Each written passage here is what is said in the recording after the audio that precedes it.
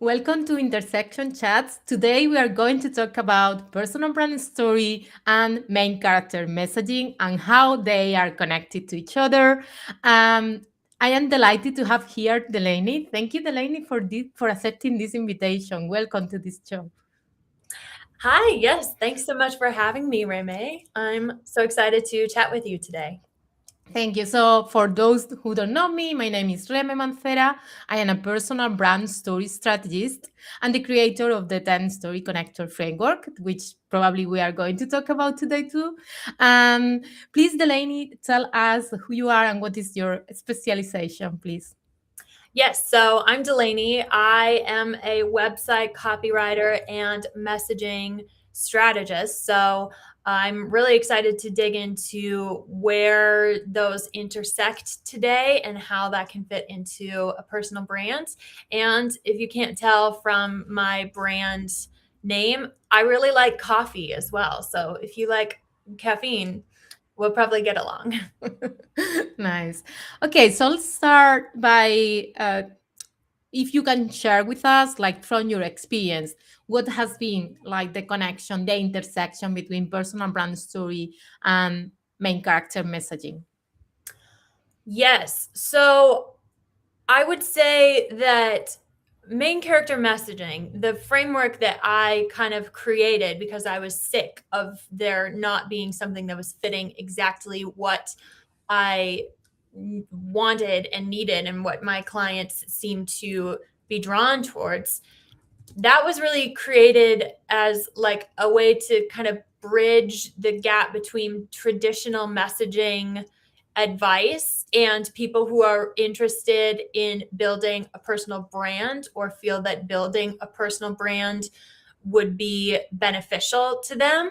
So there's definitely a strong element of personal branding work that goes into a framework like main character messaging. But I kind of elaborate on that a bit to cover some of the essential messaging stuff that you need when you're, trying to really refine messaging for your business, like, positioning, authority, where you are standing in the lineup of your competition.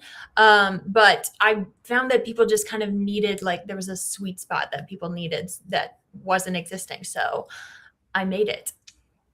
Love that, and I feel really connected to that because the reason why I started creating my own framework around like these story connectors were also because I felt like people feeling overwhelmed by this idea of one big story, and then it's like, okay, let's split that into smaller moments, and then less let's identify meaningful moments in their journey that they can use to highlight what they work to. So I feel this idea of when you see this gap with the work with clients and you feel like, okay, I need to build something else that fits what I see is something that they need. And to me, that's so connected to the idea that there is not just one size fits all formula. And it's like Yeah. finding the ways that work for you in your way of working, your approach, and with the type of clients that you work with. Yeah, exactly. And I feel like frameworks are such a good place to start from. And there are so many different frameworks out there. Like you and I each have our own framework. But I think that is so important to remember is that, you need to feel comfortable and okay exploring what this might look like on your own. And yes, that might start with a framework, and there are so many to choose from. It could be yours, it could be mine. But part of the reason why I felt so drawn to, create this kind of like main character energy, it's such a buzzword these days, but I still love it, is that I think you need to have some of that like main character drive to forge your own path and create something for yourself. 100%, because it's like I think that is like mainstream way of seeing personal brand story specifically, where there is this: you are the hero, your client is the hero, you are the guide, and this is the formula, and you need to do this in this way.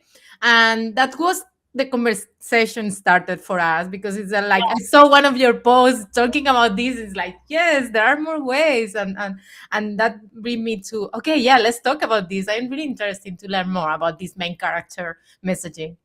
Yes. Oh my gosh. We can talk about that because I've got so many words. And first of all, I just want to say, if you are someone who has done, the hero's journey type of framework for your brand and your business, and that really helped you, I'm not trying to convince you Yeah. otherwise. I'm not trying to say you should do something else, but I just kept seeing, after like doing it for so many clients and taking them through, essentially the hero's journey for their messaging and such, I kept seeing it not exactly living up to the hype for a lot of brands I was working with. And I think this came down to a couple different things. So, first of all, in this day and age, people are not always asking that a brand they work with or a business they work with, or an expert that they hire for something, they're not always asking that they take this backseat role and only step into the spot of the like the Obi-Wan Kenobi to their Luke Skywalker and stuff. Like sometimes they are going to want to get advice from someone who has, stepped into more of that uh journey themselves, the like main character journey, or like something more aspirational and such. And honestly, I feel like a lot of it just comes down to like people might not know why they choose you, but it might come down to your vibes, for lack of a better term. And some people, I think, have really great vibes that they've been stifling because they think that they need to take this backseat like guide role in their brand, and that's not the case these days. And I don't think people are making buying decisions based on how much of a Obi-Wan Kenobi you can be for your clients. Mhm. Yeah, I think this is really interesting, because it's like, yeah, first of all, if someone is using that and it's useful for them, brilliant, go Yeah. for it. But for some people, that feels like, I doesn't feel right, or Hmm. they don't get that. It's like, yeah, there are like so many different approaches, and the thing that is like, maybe you have been in that same shoes, and you want to share the story from that point. It's like, I know what I am helping you with, because I have been there. I maybe I went with trial and errors. I teach myself, and then now I am in a position that I can help you with. So maybe that's story that you can share in a way that is like connecting to your audience, so they understand that, yeah, you really know what I am feeling, how I am feeling, because you already was there, right? Mhm. Yeah. So it's like, depending on what is the case, depending also what is what their audience is looking for, because maybe they are looking for someone that is more like in a more leading way, and sharing their stories or their messaging in a way that is showing that is going to help them, because it's like, okay, yeah, I need someone bringing me this lead. Mhm. So I want to know that from the moment that I am reading their messaging or getting their communication to me. Yeah, exactly. And actually, I feel like I want to call some people out on that gently and lovingly, of course, um, because I think part of the reason why it can be so appealing to take more of a guide role and be like, oh no, I'm not the main character. Oh, my clients are the main character. Oh, they're the hero, is because it feels like less work to not have to, step into the shoes of the person who is going through the trial and the error, who is going to be seen making mistakes, who might say some things that don't always land. But I think there are too many people, experts and creatives, who really are good leaders, and people need to hear their voice. And they will probably discover that people are a lot more forgiving and accepting of their flaws, and that can actually build a lot of trust. I feel like some people need to realize that as well, that like their highest calling and their best positioning in their business is actually being that front and center person, and not taking a backseat, even though it does feel easier to be like, oh, I'm just a helper for my people, which is great. But some people, we need to hear their voices. Mm. Yeah, something that is also one of the reasons why I created the this way of sharing your story for me is like you are not just one side of you as a person. So sharing different stories, different moments is helping build that multifaceted person. So there is this perception that there is not just one layer. There are like several layers of your experience, and I work a lot with people that they have so many life experiences that they may have changed a lot of in their careers, and so there are so many stories that they can tell. They don't know which one is the relevant, the interesting one for that, and that's why I always go with who is your audience, what is your offer, and Hmm. then it's like from there, let's identify which stories can be useful for amplifying that benefit of that key factor. So we start with who is the audience and what is the main key factors of what you offer, and then from there, let's look what stories can be relevant. Hmm. Here again, the same story, the same moment can be useful for different reasons. And the approach that you bring is that kind of the one that you are interested in. And maybe you want to highlight your values, or Hmm. maybe you want to highlight why you work with a certain group of people, why it's important for you to work around that. So using your own stories into that, I feel like it's so valuable for being memorable. And the idea of, as you say, if you are the main character, I feel that that's also another element that can bring this idea of being more memorable, in the sense of you are sharing like your values, your approach. And I feel with that main character messaging can be a great way for highlighting that as well. So I think having this like way of helping people understand the context of why you do this work is really interesting to build that connection and that trust that is so important for them to take the next action. Yeah, definitely. And I want to branch off of something you said about like picking the right stories and seeing how they're going to resonate. That's so important to go through that process for all kinds of brands. Because yes, you want to find the stories and the plot lines that are going to resonate with people, but you also want to make sure that you're steering clear of the ones that really are not going to be doing that much for your audience. And I see this with, personal brands and, larger businesses as well.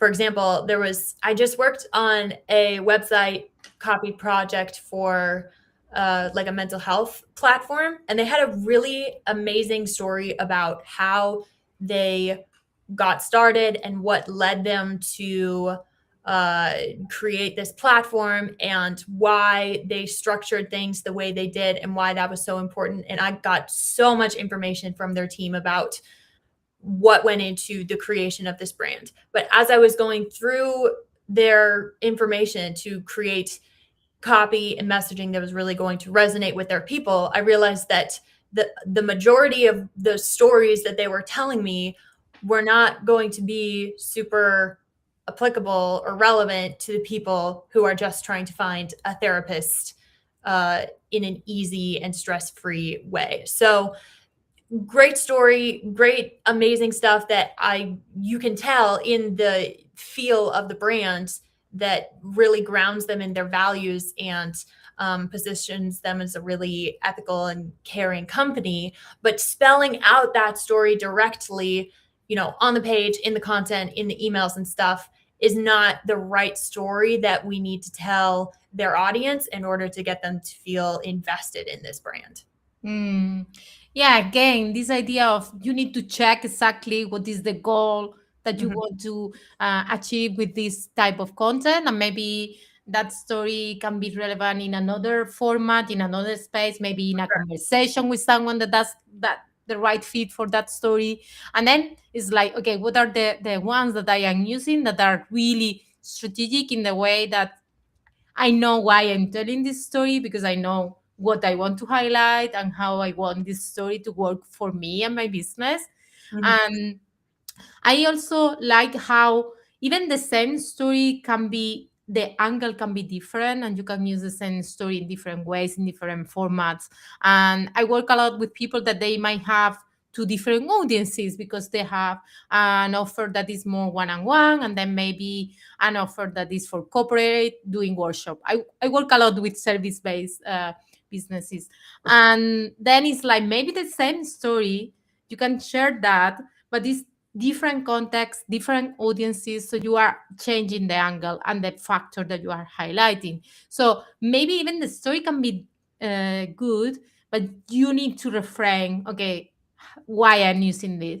And I feel like, for example, this is something that I see a lot in emails. I don't know why, but in emails, Mhm. especially when they start with story, and I feel like somehow they want to go to a call to action, but doesn't fit. It's just they are somehow forcing that into, this is relevant to this call to action, but then I don't feel the connection. It feels like disconnected. So I haven't experienced that much that into websites, Mhm. but in, yeah, LinkedIn posts and emails is one of the two places where I feel like people are forcing storytelling here. They don't know exactly why they are connecting this. They have listening people saying like you should use storytelling, but they are forcing that. I would love to know your thoughts on this. Yeah, no, the forcing of storytelling is not, that's, oh, it's so painful. And I feel like you can feel it too when they're like, oh, I feel like I have to share either something super mundane that like is supposed to be relevant to my brand, or I have to like trauma dump on my audience in order to convince them to work with me. I find that when I'm working with like solopreneurs or more personal brands, really putting their messaging and positioning in a structure or framework provides a lot of relief, because you don't have to put all this pressure on storytelling and doing it right. And actually, a lot of the things that they might hear from other corners of the internet, like, oh, you need to share this, or you need to tell a story about this, you actually don't have to do that for your audience. You don't have to do anything if you don't want to. Like, Yeah. sometimes my clients are telling me like crazy, traumatic, wild stories that they feel like they have to share to be honest with their audience and their brand. And like, no, you don't. You're not obligated to share like all this stuff if you don't want to. And actually, depending on which bucket you fall into, that might not be super relevant. So I know there's so much messaging content out there and a lot of storytelling advice for people who might fall in like a coaching space. But is that advice applicable to like a web designer? Not really. A web designer is not going to have to tell a story about how they were so bad at web design and their first website sucked and blah blah blah, and then they had this transformation moment, blah blah blah. No, that's not super relevant to web designers' work or their audience there, but we can find other things that their audience will be able to relate to and latch onto, and kind of put that in like a storytelling lens there. Mm, yeah, I really like that you bring that up, because it's like this idea of feeling pressure that you need to use storytelling, vulnerability, and that like forcing that into your brand is like, it makes sense. Yes, do it, but if not, you don't need to do it. And even if it something that for your business makes sense, but you as a person don't want to share it, no Yeah. share it. You are the one in control, especially Mhm. if you are a solopreneur or personal brand. You are the one putting your face out there. It's like you are the one deciding. And for me, when I work with my clients, it's like these are in-depth conversations going through their journeys, and they are sharing with me sometimes experiences that are hard, and they are not, they told me that they are not ready to share this, or they prefer to keep it that Yeah. private, and it's totally okay. We don't know, you don't need to share any of that. You are the one setting the boundaries. And about boundaries, something that I wanted to ask you, because I read one of your content telling about how you can use your website copy for setting boundaries. And Oh, I feel that's something so important, like how here related to what you want to share or not. hmm And something that I want to mention is like how in different spaces you might want to share a bit more or less, share hmm more superficially or go more into depth. And for example, maybe in your website you want to mention something briefly, but then if you are in a sales calls, you want to go deeper and making more details because it makes sense for you to create that space of sharing, depending on what you are selling, right? But I feel again you are the one in control, doesn't need to be in a specific way. You can decide going deeper or not, and then you are the one deciding if you want to share it at all or not. hmm Yes. Yes. Yeah. A couple things there, and then I'll circle back to the like boundaries and website Yeah. copy thing there. But with like how much you share and such, I feel like this is really overthought by a lot of people, myself included at times, but you can really release the pressure on something like that because people will latch onto a lot more personal details that are kind of mundane.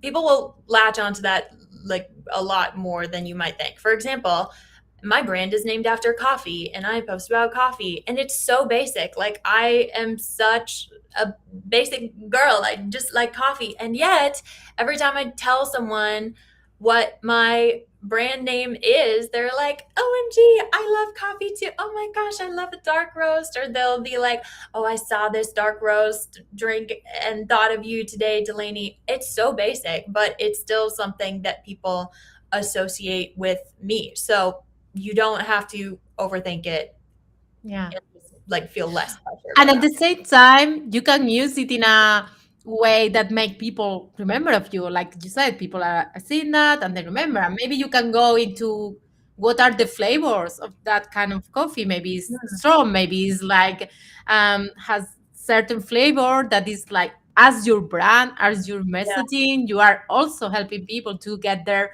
specific flavor into their website copy. So Mhm, at the mhm. same time, you can use it in ways that it looks like something simple but it's something important to you, and then you can find like how we can connect that. And for example, with the web designer, I have one client of mine. She, when we were working together on her story, one of the things that she at the end she decided to use is like how she loved gardening, and that's totally unrelated to obviously web I love design. that.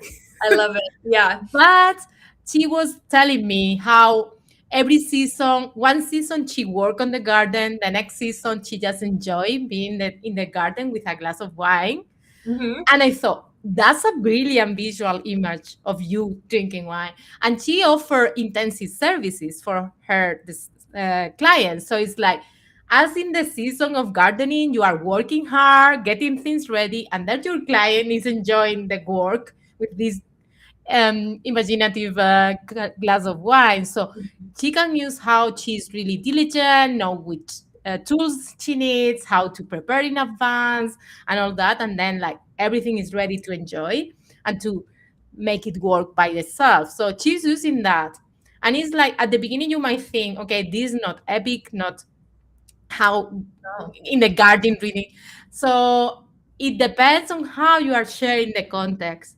The same with the coffee, as we were telling just now, is like how you are also maybe playing with this concept of the coffee and the flavoring and so on. yeah. So it's not just about which story or which moment to choose. You choose. It's also about how you share it, how you articulate the connection, and how you provide use that to provide context to people. Yeah, definitely. And also just being consistent too. Like you can't Yeah, expect to, create this lore for your brand or these stories here and then mention it one time and yeah, say that it's good. Like, and that's supposed to be a relief too. Like, great. Now you have one less idea that you have to think of the next time you want to write an email or make a post or say hi on your stories or something like that. So that should be like a grounding thing in your yeah. brand. It's like the inside jokes. You just understand them when you really know a show or whatever or the person, and then you understand those when you really know the brand or you really know that Mhm. concept. So you need to repeat something for that to see to think as well. Yeah, definitely. Yeah, you Yeah. don't have to overthink it. Yeah. Okay. So let's go back to the boundaries because I feel that's a really interesting topic too. And I would love to know your approach on how you use your copy, the copy that you do for your clients for setting those boundaries. Yes. So I feel like website copy as a tool is just vastly underrated for so many different things. Of course, you think of, website copy as something that you invest in or work in or get audited by a copywriter because you want to uh, funnel more of the right clients into your business and you want to, make more sales because we all do. But what website copy can also do is make sure that you're giving the people coming to your business the right expectations of what it is going to be like to work with you. And Mhm. I feel like every business owner, every service provider for sure has had some tricky client situations that, if we're being really honest with ourselves, we probably could have prevented if we had communicated better about what our expectations are and how uh, things are going to go with the project. This is not to say that everything is your fault, far from it, because we know there are going to be red flag clients that are just determined to be red flags no matter what you do. But I feel like every service provider can relate to, if you've had a tricky client situation, you probably learned something from it and you Mhm. made a change going forward. And with essential boundaries in our business, like when you can expect communication, what timelines are, when they are expected to pay their invoices, how they're expected to give feedback, what else they need to do so that their project is successful. All of that can be communicated on your website and in your copy. So, yes, you should be explaining these on sales calls, kickoff calls, in your contracts, proposals, and all of that, but really hitting that from the get-go, from the website copy, and setting them up for a successful and well-boundaried engagement with you. That can be done on the page as well. So you're kind of reducing those yellow flags with clients by just having copy that is addressing all of the things that might be a concern later. Mm.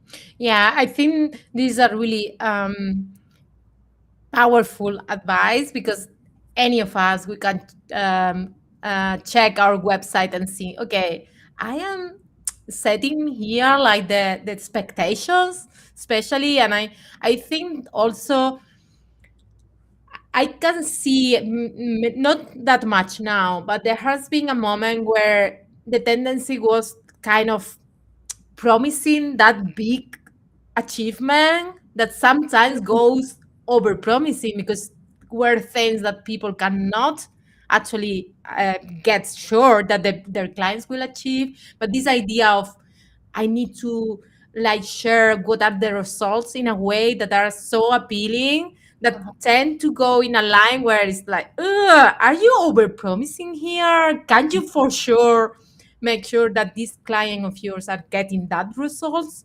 So Mhm. I feel that there is also a line that is like tricky. And I feel that's also related to boundaries with the expectations in general.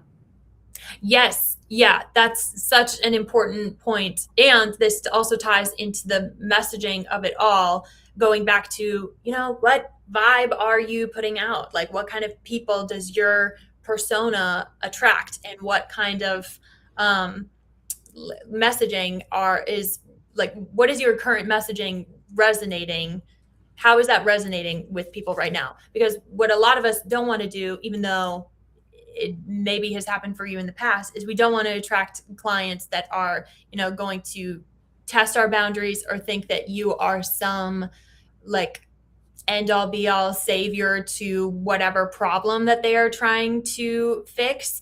I've even talked to service providers that want to set boundaries that maybe this isn't so much as like a red flag, green flag client thing, but they might want to be setting more of a boundary. Like, I am a, uh, like I am an expert that you bring in for this one project, which is different than partnering with you on Mm. something that you are trying to bring. Some people really like that partnership dynamic, but some people just want to like do the project, do it really dang well, and get out of there. Both of those are okay, but I think it's important for you to know which kind of engagement you prefer and tailor your messaging and your copy to attract those kind of people, and make sure that the people you're bringing in are aware of what kind of engagement this is going to be. 100%. And I feel also it's connected to this idea of the type of communication that you appreciate when working with someone. It's like how even that can be something that you incorporate in your website copy or in your messaging in general.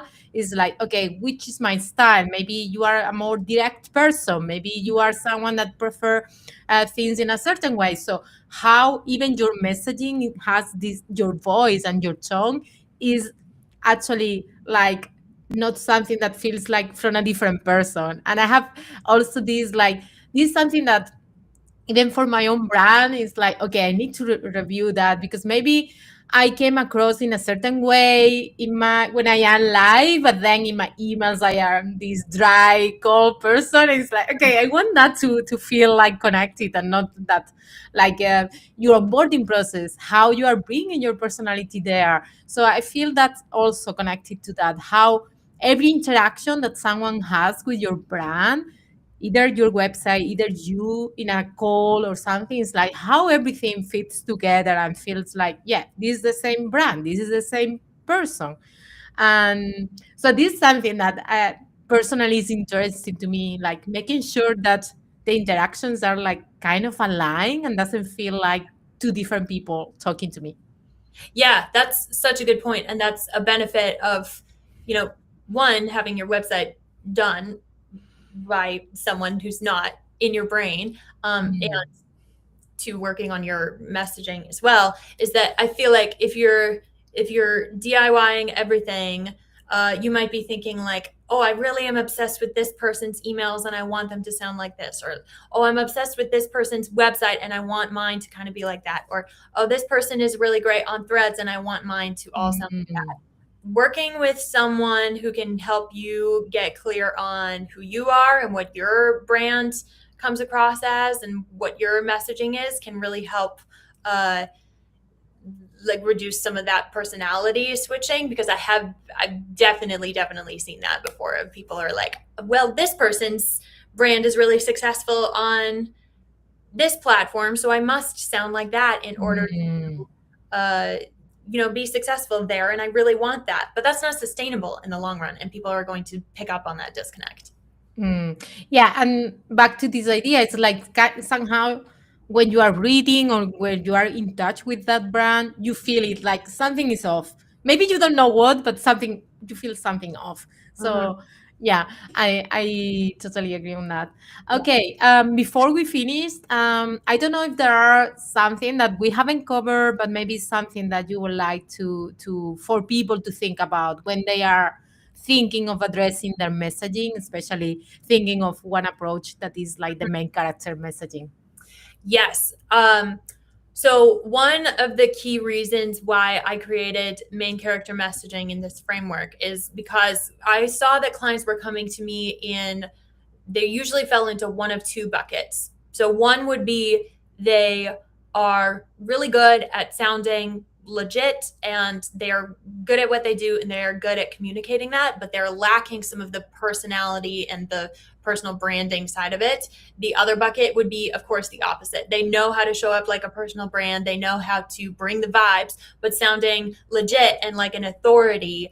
That was the struggle for them. So because I was seeing that most people were struggling with at least one of these things, those are the two elements that I married to create main character messaging, um, and really make this framework that makes you able to come across as someone who is able to sell easily no matter what platform you're on. So to do that, we're marrying both your personal branding persona here, and also what type of authority you are coming across as. So you're hitting both sides of how people, trust you, of like, yes, I vibe with this person. They are, funny, direct, engaging, blah, blah, blah, whatever your verbs are, your descriptors.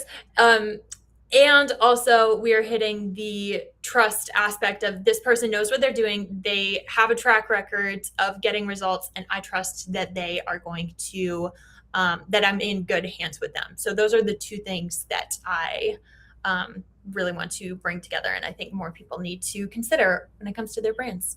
Hmm. Yeah, this is so interesting how you are combining these both sides of things. And in a way, I am also combining in my own framework two sides, like the part of their journeys and the part of what they offer. So again, this idea of you can combine things and make it in that way is a unique combination. But there are no one else like having that combination. Based on what you mentioned about the authority type, I know that you have a quiz, so I am making sure that people has the link in the description. I actually went myself and we did the quiz.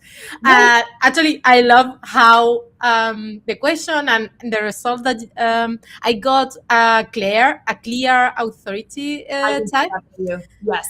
Yeah. and I feel like really good with that result. It's like, yeah, I want that. Actually, what we shared there. So I invite people to go and do that for themselves, because it's like, okay, are you getting this the type of authority that you want to get across as well? Yeah. So because for me, clarity is one of the main things that I love to bring to my clients. They are in this overwhelm situation, and then after working together they have the clarity of which stories they are going to share, Hmm. when and why, and it's like that brings confidence, and that will lead to sales, because that's clarity on what how you present yourself and your business. So I love that. So when I saw that, it's like, oh yeah, I really appreciate this result.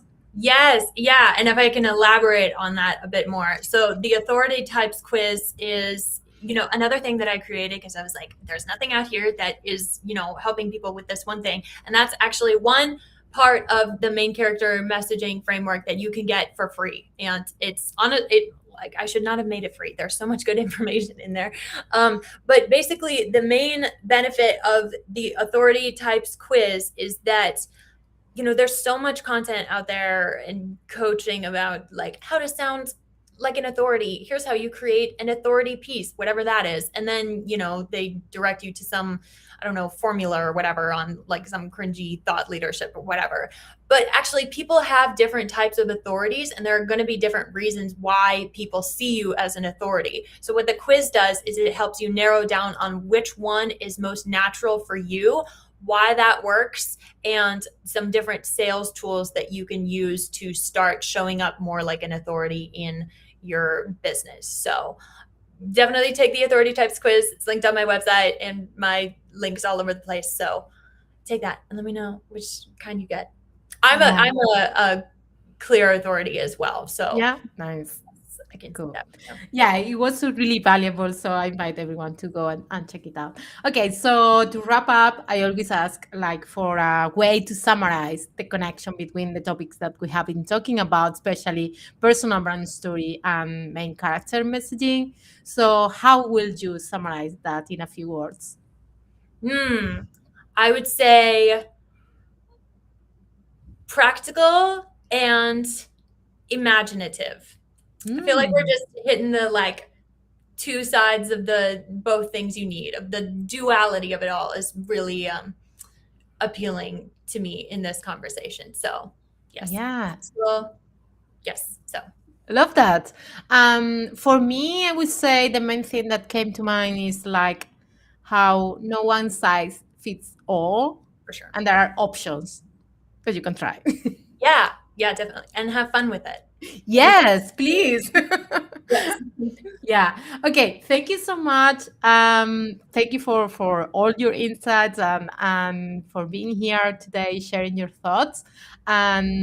People can see the links in the description. But if you want to send them to a specific channel to talk to you or find what you do, where they can find. what is the best place for them to go? Yes. So my website, Instagram, and threads are all darkroastcopy.co. So you can find me in any of those channels there and reach out, say hi. Yeah, and if they take the authority type, please share with us. If you have any thoughts about our conversation today, feel free to share in the comments, ask anything. And for me, if they are curious about different ways to think about specific moments that they can share, they can go to my website where there are specific examples of how to think about their past life experiences, how to use that for their actual messaging. So thank you so much. This was a pleasure. Until next time.